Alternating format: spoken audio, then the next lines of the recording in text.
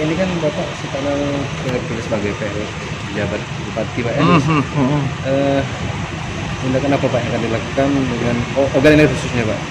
Tindakan apa? Tindakan yang pertama adalah saya harus menciptakan iklim yang kondusif.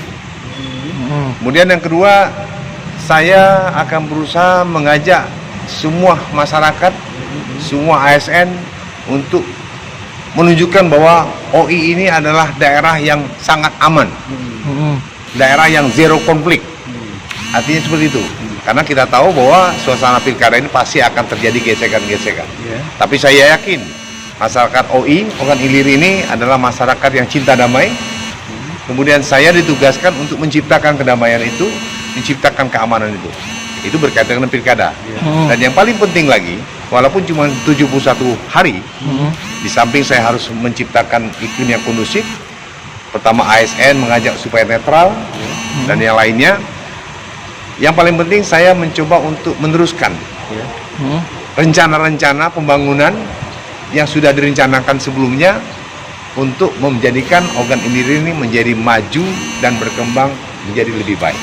Untuk penertiban. Untuk penertiban apa? Pak, hari ini kegiatan yang... Hari ini kegiatan saya pertama, saya menghadiri undangan acara launching untuk menerapkan protokol kesehatan yang diinisiasi oleh Kapolres. Salah satu kegiatan sangat positif karena memang kita hari ini masih dilingkari oleh pandemi virus COVID yang kita tidak tahu dia berada di mana. Salah satu sebuah proses, sebuah inisiasi kegiatan sangat positif yang diinisiasi oleh Polres untuk melaunching Moda-Modi. Artinya sebagai duta protokol kesehatan yang diterapkan di wilayah Ogan Ilir. Dan itu merupakan terobosan yang bagus sekali dan itu yang pertama kali. Bahkan tadi Pak Kapolda hadir. Ya, kalian nggak hadir ya tadi ya?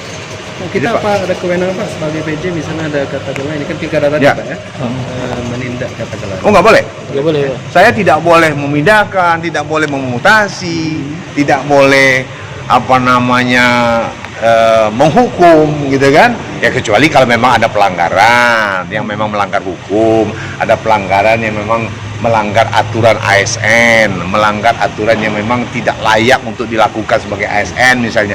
Tapi itu tentunya proses, tidak serta-merta saya dengan arogannya, saya sebagai bupati, karena saya langsung saya pecat, langsung saya mutasi, nggak boleh. Nggak boleh, saya tidak punya kewenangan itu. Karena saya masih ada pimpinan lebih atas, yaitu namanya gubernur, ya kan? Masih ada pimpinan lebih. Kita ada aturan, negara ini punya aturan.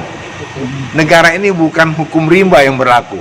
Aturan negara yang sudah jelas diatur dalam undang-undang. Begitu juga dengan ASN. Kalau ASN melanggar, sudah jelas karena undang-undang ASN tidak boleh terlibat politik praktis, tidak boleh berpihak. Masalah dia mendukung si A dan si B, silakan saja individu kan. Dukungan itu dibuktikan dengan di kotak suara, kan gitu. Oke. Itu intinya. Artinya jangan khawatir teman-teman. Insya Allah mohon bantuan nih. Awas ini.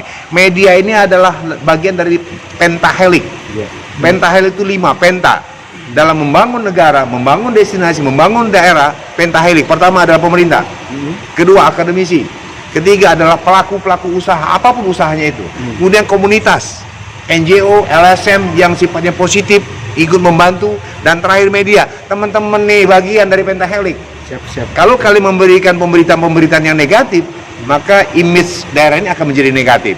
Tapi kalau kalian memberikan berita yang positif, maka daerah ini akan menjadi image yang positif bagi masyarakat luar. Oke, Pak. Ini hanya kuncinya kan? Iya, Pak. Depend of you. Oke, thank you. Salam. Ya, makasih, Pak. Ya.